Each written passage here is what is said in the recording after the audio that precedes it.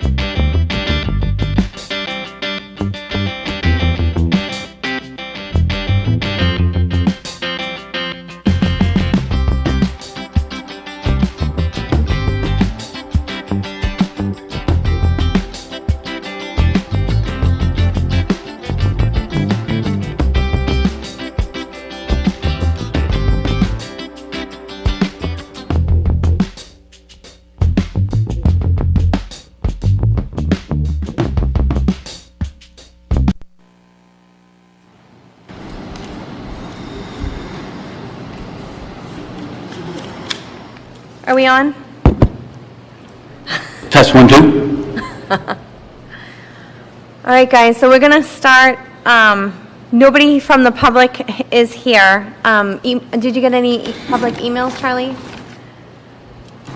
Nothing that won't be covered under a different heading. Okay, perfect. So we're going to have Deb start. Chris isn't here today, so we're going to have Deb fill us in.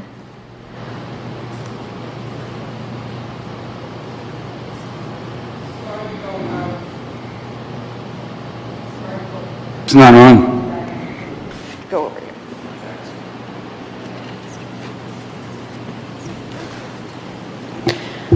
Sorry to go out of order, but this is going to be really quick.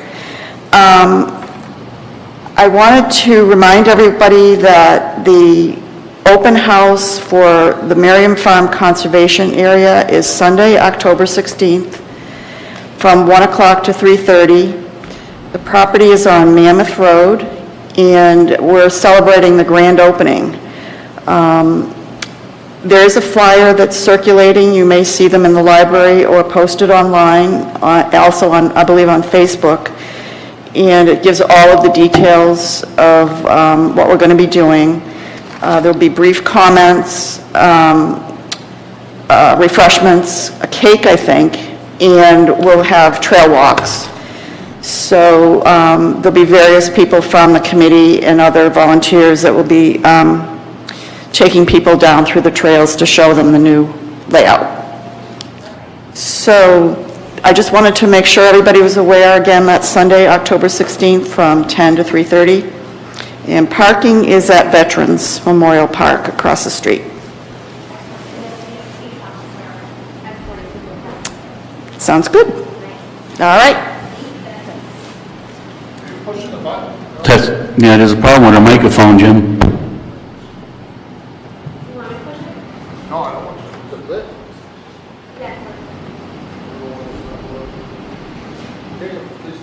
Jimmy, you want me to give her mine?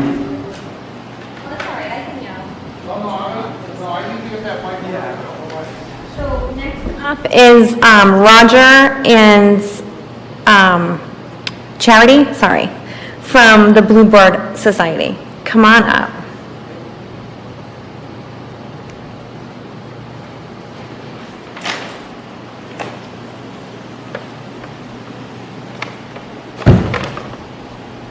Put it on the thing.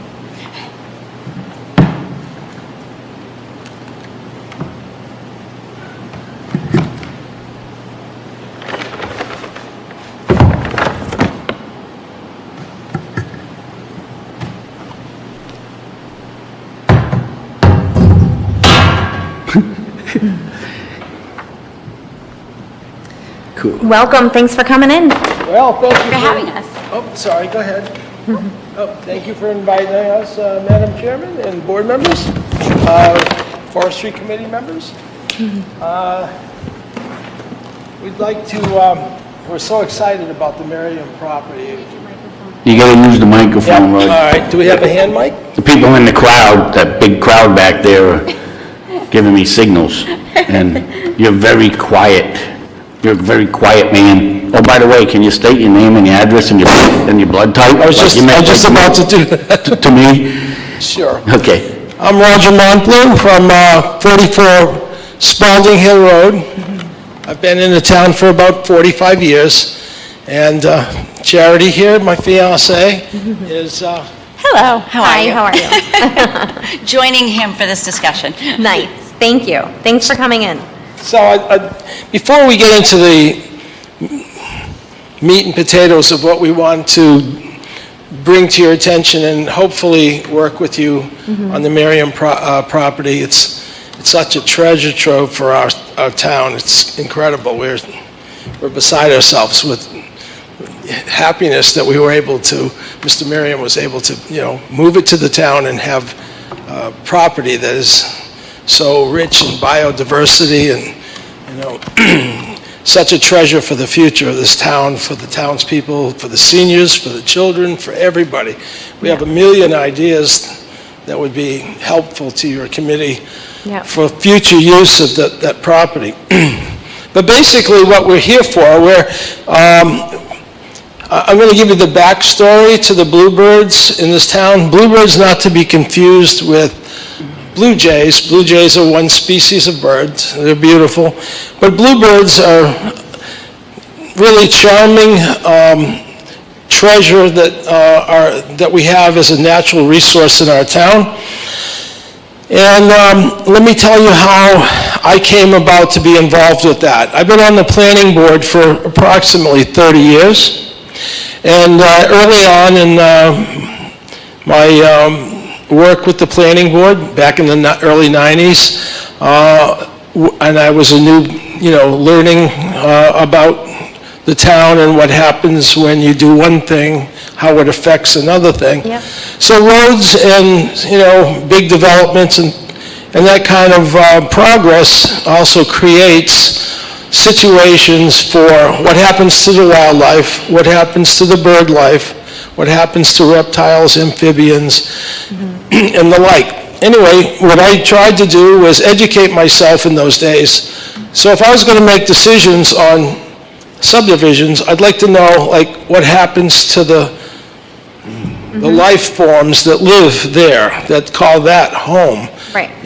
So I started going to a lot of lectures, and one of the lectures was in Westford, and a woman stood up and gave a presentation, a slide presentation, on the eastern bluebird.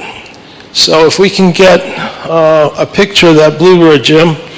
Let's see, we'll put it on the screen. All right, there's a pair right there. That's on our webpage for the Pelham Bluebird Society. We created a Bluebird Society for Pelham because of our love of this species and the assistance that it needs from man to continue to thrive.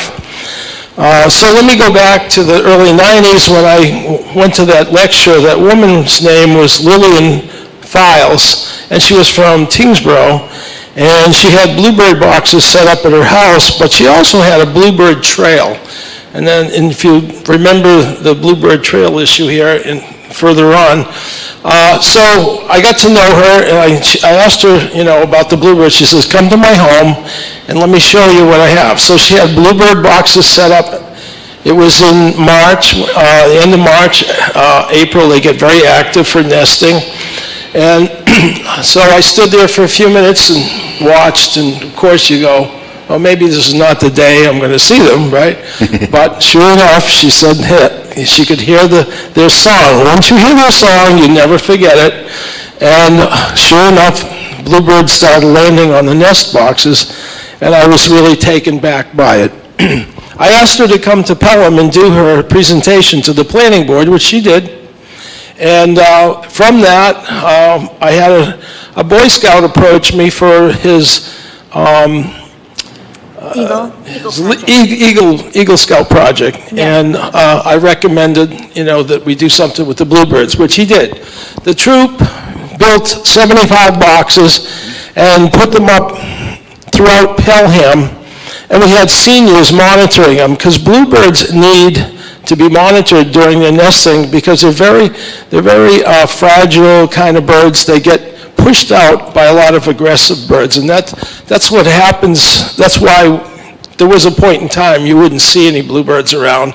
Plus, in the 60s, DDT, a chemical that they were using to kill insects, almost decimated them. And in this area, I grew up never seeing a bluebird until I was at her house. Anyway, she started a bluebird trail with 60 or 70 boxes that she monitored herself. She was in her early 70s, and she'd drive a moped every day, and through Tingsboro, through the hills, by farms and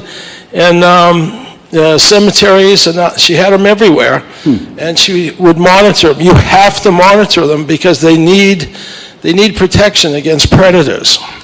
So that really got me thinking. So after we did the presentation and the Boy Scout work that they did, all the boxes and put them up, and I got some pamphlets that I passed out for people that were unfamiliar with them, and I was new at it too, to be able to monitor the boxes, know when there was problems with predators, know if there was any issues with the babies, with insects and things like that, and food sources and the like. So I got to be pretty good at it. As a matter of fact, after that project, and the people in the town began to, for years, they were calling my house over and over, the birds just did this, what can I do? One fell out of the nest, on and on and on. Yeah. So from answering all those questions and being so involved, the group of people that were really interested in preserving that population of bluebirds and, making them more abundant in the town, awarded me the Bluebird Housing Authority hat. Nice. Can you read that? Yeah? Bluebird Housing Authority? It needs wings. Yeah, I know. Anyway, it was a gift from them for the work that I did with the planning board, the Boy Scouts, and all of that. So over the years, I lost contact with a lot of the people, but people continued that in Pelham. Not all of them, but some. And of course, Cherry and I have been very avid with it over the last 15 years. And I think this year we fledged about 15 babies. Wow. So 15 new bluebirds. Now, bluebirds' life expectancy is only 7 years. Okay. So, and they have a lot of predators, so they need help. But if you give them help, they flourish. Right. And we love that. We love to see them flourish, and we love to see children monitoring the little blue eggs and the babies when they hatch. It's really, a wonderful cohesion between man and, Beast. life form, and babies. So, we have a special place in our heart for them. And so we're here tonight to give you some information about, because what we'd like to do, this is the upshot of our whole spiel, is to start a bluebird trail within the Merriam Reservation, if you want to call it. I'm going to have Charity tell you about the walk that we did through it, and then I'll go back into some other information in a minute.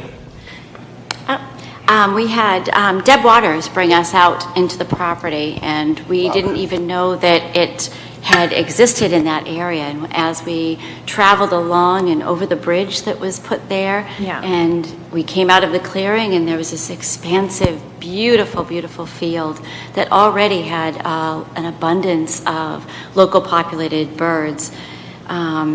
why we feel that it would be a beautiful place. Actually, it was Sarah Landry from the Senior Center and Deb and Christine that had discussed this with us, is because it was open. It's near the edge of the forest with the branches that overlook the grass area, and that's what the bluebirds look for when they're finding a place to do their nest.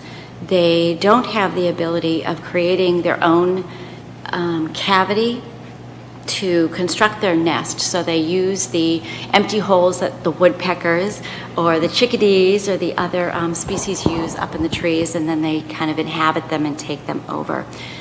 The importance of having houses there is to help them populate in the area as long as they have oversight, and that would be a beautiful place. So we walked the property, we viewed the area. We found that it would be very conducive to bringing in more bluebirds if the houses and correct spaces were available for them. While we're on the site, we did do the assessment, and we found just by walking through, there were at least 12 different species that we saw of birds and woodpeckers, and beautiful, beautiful space. And we saw at least 3 male bluebirds, so we know that they're in the area. The land management, from what I understand, is going to be, the field area will be cut in thirds, like a third, a third, a third every year, different parts of it. So that will help the insects and the bugs and the bluebirds and all the other birds find their food source. The area in front, actually let me describe, as you're coming up into the field, on the left-hand side is where the trail has been already cut and cleared, and it's all age accessible, which is a wonderful opportunity for the seniors and young folks to be able to access that trail. It goes from Mammoth Road straight back into the Beaver Brook area, and there's a couple benches that are already there for people to relax and take in nature and get back to what life was before electronics. So as you're walking in on the left, there's 2 alcove areas that would be perfect to start the houses being placed there, since they are next to the trees and the overhanging branches. And I think the clearing, I'll let Roger talk about the clearing. Okay, so as Charity was saying, that whole property is just, it's a perfect place to preserve, to have a preserve, and what do we call it? Sanctuary. A sanctuary, not only for bluebirds, but for all our indigenous songbirds. There were a lot of species. It was amazing for me to walk that and see the bluebirds, first of all, and then see all the varieties of birds that are feeding off of the thistle and different plants, and a lot of the insects. So as Jerry is saying, when they cut a third, what that does is shakes up all the insects in that area, so it brings up tremendous food source to the surface for these birds and for other birds that are insect eaters. The rest of the fields, create seed from different plants, and that's extremely good for other species of songbirds. So this whole place is just a perfect sanctuary for restoring or continuing the bluebird population in Pelham for years and years to come, and people can participate in that, and we have a lot of ideas for programs that will help that, field trips from school, seniors that want to get out and get some fresh air, and they want to help in monitoring the birds. So let me just show you what we have in mind. If you'll hold that. I'm going to bring one of these nest boxes up to you.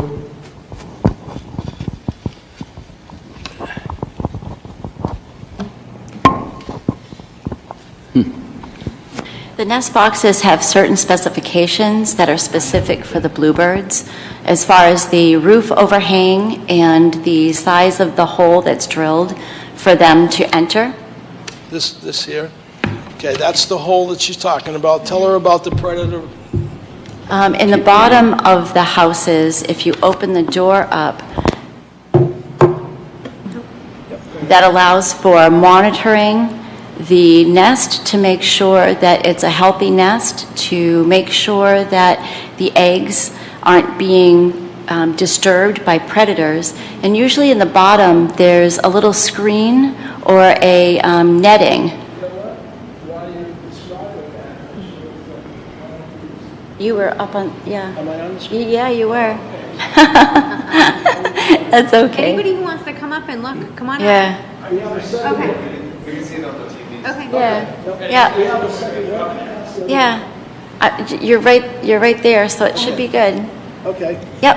And inside the nest box usually is a wire, kind of little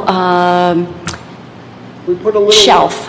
We put a little platform in here. a platform. Yep. Talking the mic. Yeah. Here, I'll hold it for you. Okay, Charity, go ahead. Go ahead, Charity.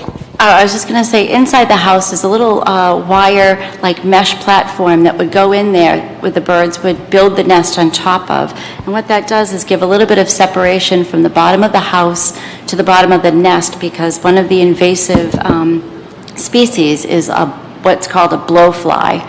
And they attach themselves. It's like a mite or a larvae, and it attaches itself to the crap bottom of down the below. birds. And yeah, they have an early demise if that happens. So that's also another part of the monitoring that we're hoping to be accomplished. And also at that field, around where the houses will be installed, will be, I believe, a 10-foot swath cut in front of them so that people can actually walk up to the houses to look inside to monitor how many eggs have been laid, how many have hatched, and how many fledge. And in the front of the box, as she started to mention, is this predator guard right here. This is a predator guard. So when a predator tries to reach in and grab one of the babies out, the additional distance that it has to reach in, they can't get to the babies. This buffers it. So what we're suggesting to the Forestry Committee and Commission is to install these boxes.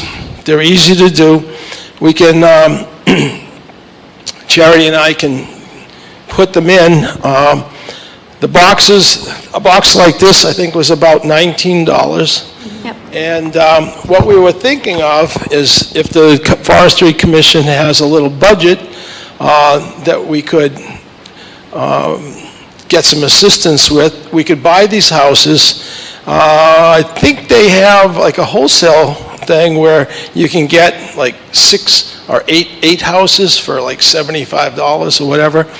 And then, I forget, let me just go over and show you the stand.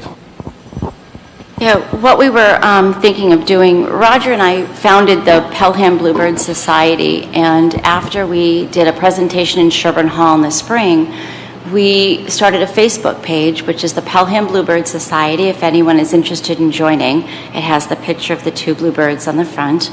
And from that, we've grown a group of about 150 people. There's some on Facebook and some that aren't on Facebook, and we've been gathering information about the eggs that were laid and how many that we've fledged this year, and I'm still doing the compilation. But that way, it's another space for people that might not have the area at their own yard or their own home to be able to still be involved and connect with the nature that way. What we have discussed is the Bluebird Society would like to design the appropriate space, organize the project, and install the nest boxes. We would love to monitor the activity in the boxes to ensure the bluebird survival. We've got to watch over to make sure and eliminate any predators from taking over the nests things like watching for the blowflies or an untimely death of a bluebird, and remove the nesting after the birds fledge, and then at the end of the season, we would clean out the boxes and ready them for the next season. Can I interrupt you for a second? Absolutely. One pair of bluebirds can have typically 3 nestings in a season. And they have 4 to 5 eggs in each clutch. And so one bluebird pair can typically fledge 12 or 14 babies. So we're thinking that, and we've been doing this and encouraging people around town. A lot of people, I put bluebird boxes on their property, for them, Yeah. so that they can begin that process. But the sign-up was so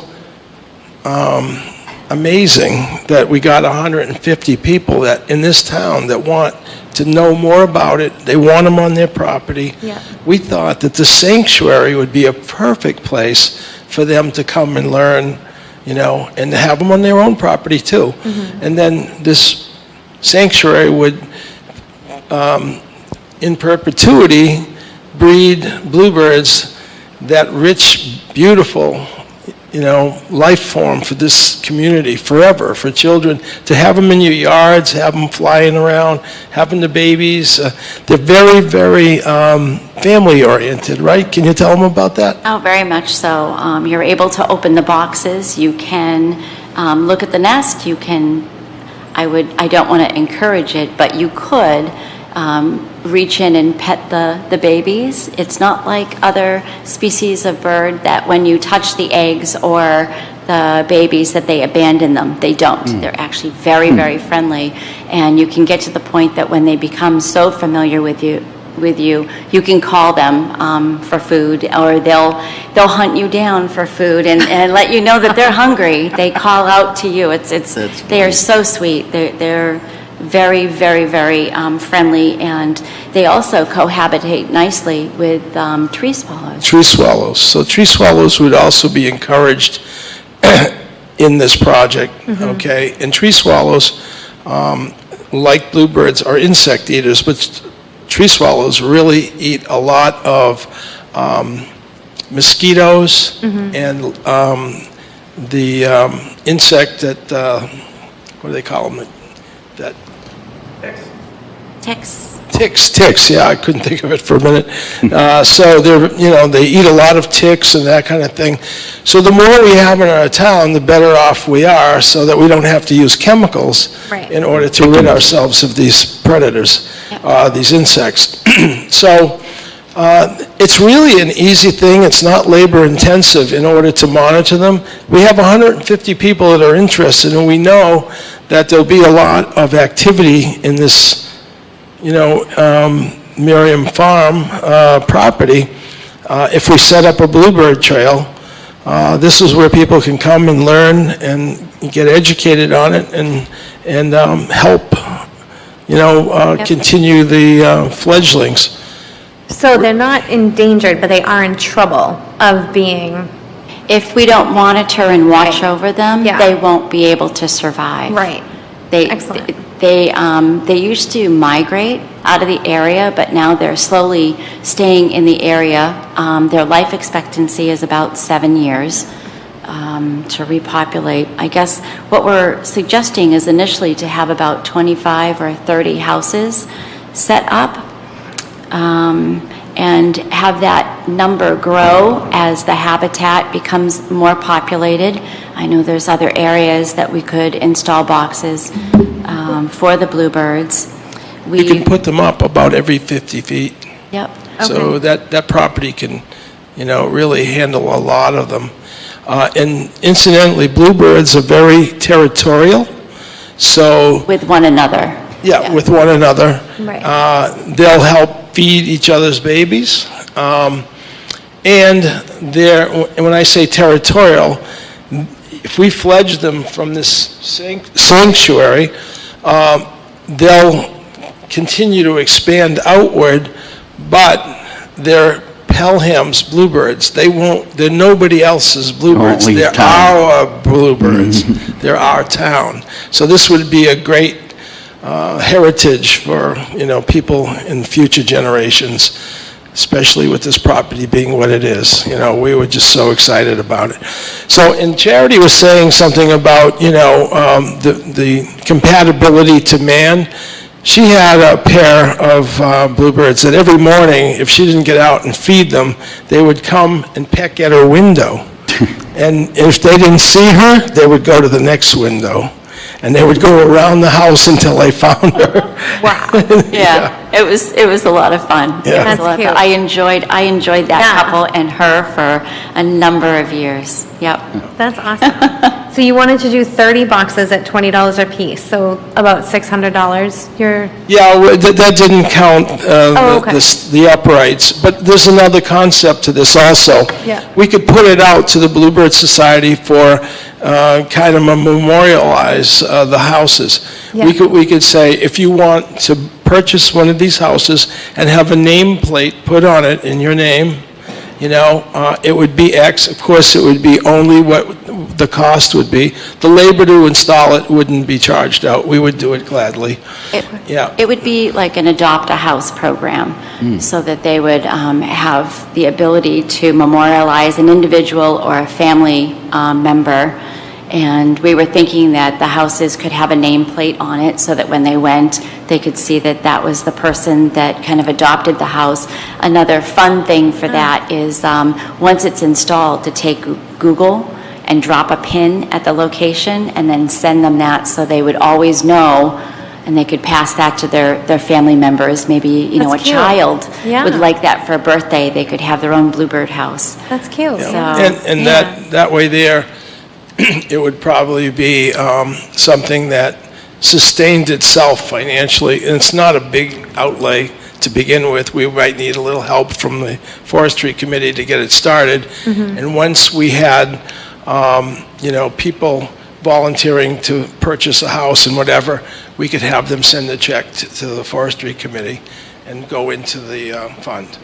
So that way there, you could recover, anything that you might have to lay out. And- Well, I think it's a great idea, and I think, spending the $600 to start it, to help them start it, is a good use of money. What do you guys think? I think Nick had he had his hand up. We didn't ask any questions or have any talk yet. I didn't sorry, want to Nick. disturb Roger's, because Roger needs to continue to have his train of thought. Are you all set, Roger? Can we ask questions? Yes, you can, but I have one last thing to demonstrate. Okay. So let me just put, And then I'd also like to mention, okay, yep. I'd like to mention that we aren't trying to do this all by ourselves. We would like to have the community be completely involved. We have a number of outreach going out right now. We're meeting with the senior center and the group of Golden Girls. I think there's about 25 ladies that we'll be doing a presentation with. And our hope is to have the Bluebird Society come together and do the Adopt a House program. And the next thing is to have an initial set of houses be installed now in the fall, because this is the time that the Bluebirds are looking for their houses that they'll populate in the spring. And during the winter months, involving the Boy Scouts, the Cub Scouts and Boy Scouts, possibly we have a set of plans to construct some additional boxes. And we would like to have them maybe get involved, which would help them work towards an Eagle Scout or a badge or project. And in the spring, for installing the next batch of houses, we would like to have the high school maybe reach out for community service hours for the seniors that may not have enough hours to graduate. It would be a great way of connecting with the community. So it's an all ages land, and I think that was the view of that property, because there's 5 now in town that are all age welcome. And if we have the children and the scouts and the seniors and the rest of the population involved, it would really bring everyone together. So So you can see how easy these boxes go together. The upright is fencing that you would use at a farm, and then the boxes screw in from the back. And if you look at the bottom, there's like a wing, and that's when it goes into the ground to give it stability so that it doesn't fall over, doesn't move. They go into the ground about 2.5 feet. Now, I've had them in for 10 years, they haven't moved. So the box will look kind of like this, or it'll be at eye level, so that if you want to monitor it, you do not have to climb up on a chair or do anything. Once it's in the ground, it'll be about at this level. Yeah, it's easy to monitor, it's easy for people. Children might need a little step up, but adults can look right in, monitor these birds, and there's a lot of people in the town that are doing it now. So that's that, and what was the last? Oh, the other thing, before I take questions, that there's only one important thing. In the alcoves where we want to set up the first series of boxes and benches so that people can sit, read, watch, record, whatever, take pictures. We'll need to have that little walkway mowed so that people can walk around the alcoves and get to the benches and sit so that they're not knee-deep in grass or whatever, or Ticks. Yeah. So that's only needs to be 3 or 4 feet wide, and it's a simple thing, That's it. So I'll take all the questions. That's not in the... You gotta come up to the microphone. Part, right? Right, what was the Facebook Okay. page? It's Pelham Bluebird Society, and there's a picture of it if Jim can show this. There it is. Yeah, this is what it looks like if you go on Facebook and you search Pelham Bluebird Society, that's the picture you're looking for. Oh, We're going to do Deb first and then you. Okay. yes. I didn't see your hand up.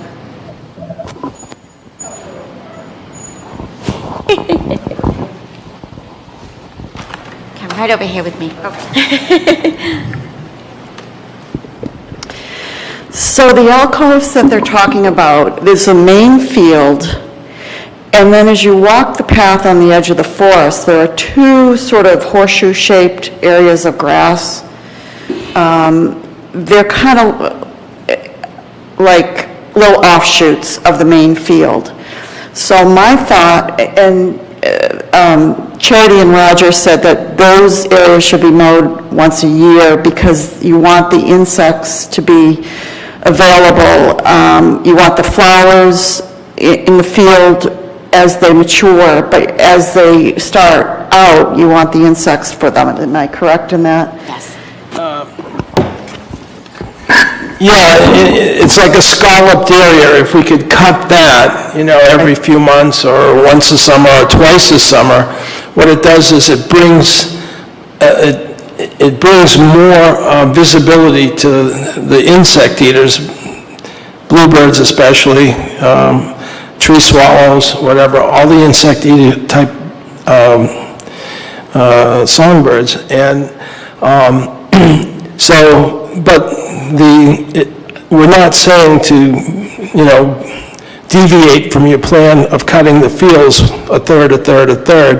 We're just concerned with the alcove areas to produce more food so that it drives all the bugs up once you cut it, and it's like a smorgasbord for the birds, So that would be helpful around where the bluebird boxes are being positioned.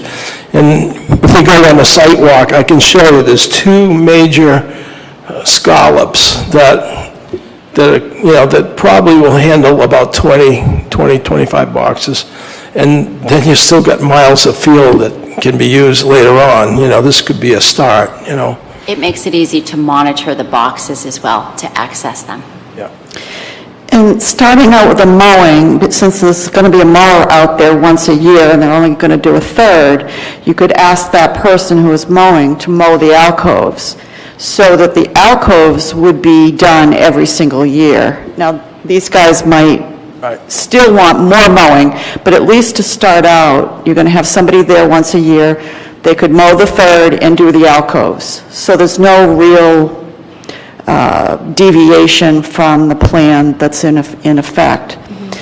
The other thing I wanted to mention, for the senior-friendly group, we're not asking for any money for Miriam Farm. We've been asking for our projects, on the ones that we designate, we've been asking for about $500 for expenses. We have not and will not be asking for any money from Miriam Farm because all the work has already been done by all the volunteers. So if that's helpful in your decision, we won't be asking for any money, and that might be helpful for them. Thank you. Tom, go for it. Raj, she kind of picked up one of my questions, and it was the fields. A third, but I'm very familiar with the area, and to me, it seems like it should be hit, the whole field should be hit first time around, because you saw it. What's your thought? My thought is yes, because I've had areas on the properties I have, and if they're not taken care of, if you let them go that long, you're going to start to get saplings, and you're going to get a lot of, unwanted stuff. That's what I'm seeing. Yeah. So I just kind of, let the board know. I think, it's up to us, but I think we ought to hit that whole field to knock it down, because it's starting to fill in quick. Now, I remember that as cornfields. Remember the cornfields? Yep. So, Yeah, but you know what? If you don't take it down once and start from there, then go a third. I Yeah. can see that, and then I can see cutting your sections and stuff too. yeah. So, okay, now the other thing, I want, since people are watching at home, I don't know if anybody's gonna, I'm sure they'll see this sooner or later. I usually watch it at 3 o'clock in the morning when I can't sleep. But Charity, can you specifically say, what, when, and where? In other words, I want the people at home to know how to contact you. You're looking for possible donations, house buyers, whatever. Can you be specific right now on TV so that the people at home know exactly who to contact and how? Yep, people can contact us through the Pelham the Facebook page, Pelham Bluebird Society. And as far as monetary donations, I'm not a treasurer, a secretary, anything. We will have a couple houses available if people would like to purchase a house as an adopt a house. But I'm not going to do any accounting. We're not any kind of business What at all. we're thinking, we'll post what it would cost Yeah. to be the owner of one of the houses with your nameplate on it, and that check will go into the forestry committee. They would make the check out to the forestry committee. Okay. And it would go into your account, and, it would pay you back for, and whatever else you would use. If we go over, if there's more, if people donate or whatever, it'll go to the forestry committee. We're not looking to generate any income out of this ourselves, but if we generate income for the forestry committee to do the good work that you are doing, then, I don't think that's a problem. I think that would help the forestry It could committee. go to more houses on more Exactly. trails. I would need to Yeah. coordinate with someone from the town to find out how a check is written or how that's done. I think we'll have to double check to see with, I'm assuming the selectman's office or town council on how that money situation would be managed. I'm not quite sure how that would work, but we'll clarify that and figure it out. We may, Do you have a general fund right now? Yeah, so our treasurer's not here yet, so I'll definitely give her, if you guys want to send me your email, I think I have it. Yep. I can send it to her. I just want to make sure legally we can do it. perfect. Yeah, I'm Perfect, not- because I'm not out to handle any cash or checks or Exactly. anything. We'll make Chris do it. A separation. Well, we want anything that, if there is any, from people that get involved that want to donate to maybe bird baths because they need water, and they do a lot of, you know, bathing and bird baths, and it's really fun to watch. They're really comical. So we're hoping to put some bird baths out there. So if we get people that just want to donate money from our Bluebird Society, and we would have them make the checks out to, again, after you check this out. Yeah, we gotta check that part But- out. Coordinate. To make it out to you people, and, you know, you might have a line item in your, you know, your reconciliation, and that's where it would sit, and you would only dole it out if we needed it for, you know, or else, you know, we could agree to that you use it for other projects that you might have in other areas that we could maybe help you with ideas. But we're not here, we're here to promote the species and to keep this rich resource in Pelham and have it, you know, grow and have it be something that the townspeople can, you know, call their own as far as being connected to the wildlife, you know? And what I'd like to do is stay connected with the Scouts each year, and that way it's a project that would perpetuate itself. Exactly. If, you know, I wasn't here, Roger wasn't here, someone wasn't, it was a project that's handed down so that there's someone looking after it and they just don't fall to disrepair and you have, you know, hanging birdhouses out there. But I can tell you from 1995, when I started the first project with the Boy Scouts, there are people that got involved then that are still doing it now religiously. And they've been, you know, they send me notes, oh, we just fledged 5 babies, you know.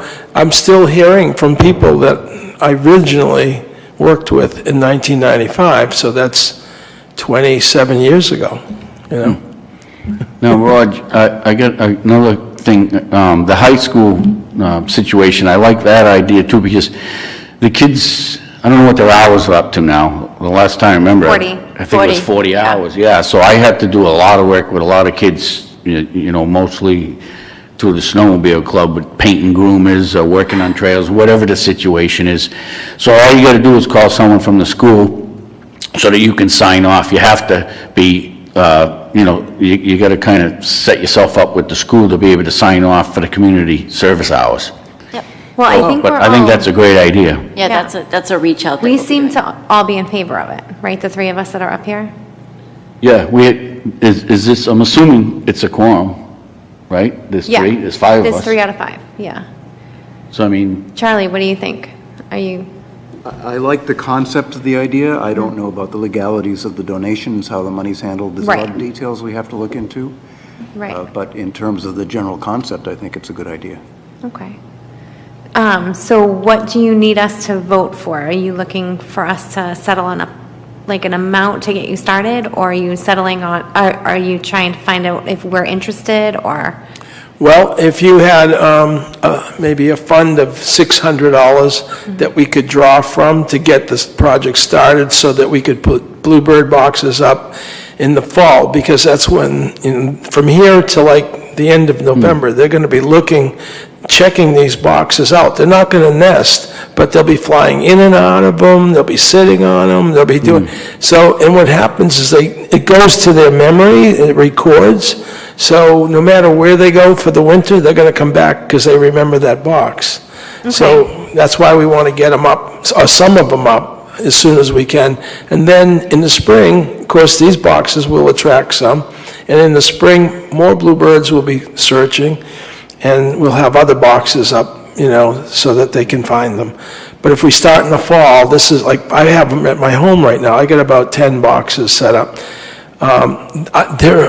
Before I came here tonight, there was 2 pairs on one box, and then 40 or 50 yards, couple of boxes down, there was another pair, and they're fluttering around, and they're thinking like, oh, this is going to be a great place to live in in March or April. And they do, they pick them now, and then, but they also pick them in the spring, but here's a time they get active looking, and they remember, you know? And I think the thought is to try to have some installed by the opening of it so people can see what it'll look like and where Nice, they yeah. will be. Yeah. So does somebody want to make a well, motion? hold on for a second. I don't have a problem with it whatsoever, but I do remember when Al Stewart came in, Christine had took out the forest management plan, and it didn't say anything about that he wanted to do a town type of a garden. Well, that's because the And that- garden would and be in the field. This is on the outskirts, this is on the So, corner. well, I just want to make sure that And we're not we can digging give up permission to them to do it, because she pulled that plan out, and then they couldn't do the community garden because it wasn't in the forest management plan. Well, I we have no couldn't- problem we with it, could- but that was brought up, Raj, just so you know. We couldn't do the community garden because it was spread over, like, in the field, and that was what, like, the vegetation for the animals were for. That's exactly where they wanted it, but you guys are going on the edge, like, you guys are Yeah. going where the Yeah, brush, yeah. where the fields and the trees meet. Yeah, the Correct. main Nothing fields- could even, yeah, Yeah, the main field is here. Right. And then there's kind of two little scalloped edges. and then there's the trail. Yeah, and the then trail, it's on the after other side of the trail. Right. So it's not on the field side of the trail, Right. it's on the The forested. woods Yeah, part. the woods. Yeah. Right, yeah. You could walk with anybody up there to show kind of, what areas were looked at. Yeah, you guys aren't in, like, with the garden would have to make paths and irrigation and dig stuff up and stuff like that. You guys don't want to mess with the field at all. So No. that's why All us. it's, yeah. Not typically, because when the fledglings, when they hatch and they grow and then they fledge, they need to have a tree or a shrub somewhere close enough, because the babies can't fly that well, Right. to get to, so that they can stay off the ground so predators don't get them. And then they'll stay there for a few hours, then they'll hop up to a higher branches, like in an oak tree or something. But when they first come out of that nest and their first winged flight, they need to get somewhere to a shrub or a tree so that they're not on the ground. So that's why we like to keep them closer. So this really works out. We're not going to be, even if you had a garden in there or a field that you grew, vegetables or something, and when that field gets, used, we can even, if they're going to put a fence around it or whatever, we can even put one near the garden, because they eat bugs. They don't eat the fruit. Right. So they could eat bugs that might go after so they're compatible anywhere, really, but. Yeah, we don't think wanna- there'll be a garden there, to tell you the truth. I don't think there'll be a garden there, to tell you the truth. But 'cause I'd like to make a motion. Yeah, sure. Could I make a motion? Yes. I'd like to make a motion that we fund the $600. I'd also like to make a challenge to people at home that are watching this to come up with some money to help the bluebirds out.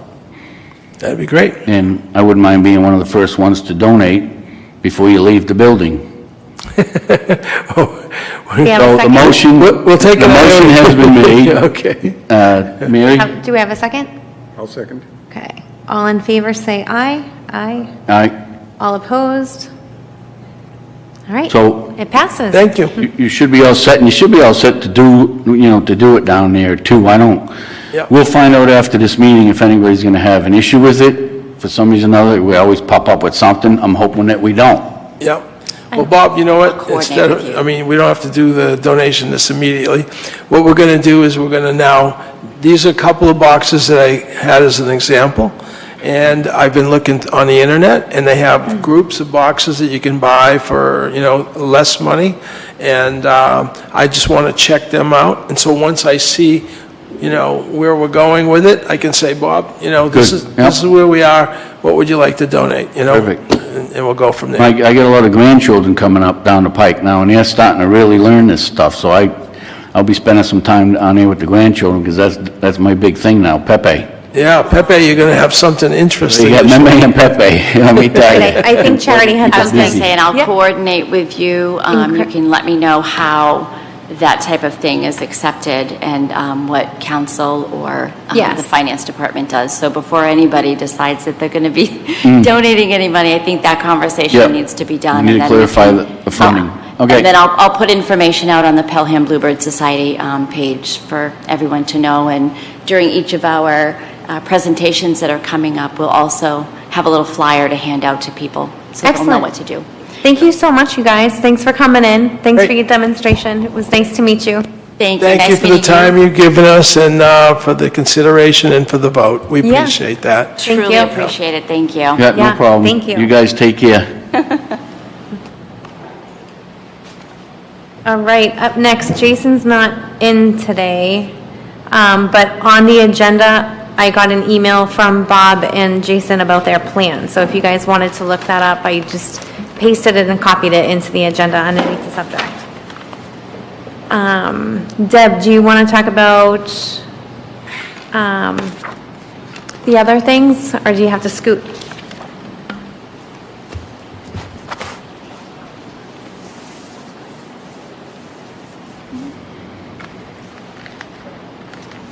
Okay, two real quick things. The first one, we've started to go through the management plans as we talked about the last time, and kind of bring into the management plans things that the future or present forestry committee might need when they are caring for the property.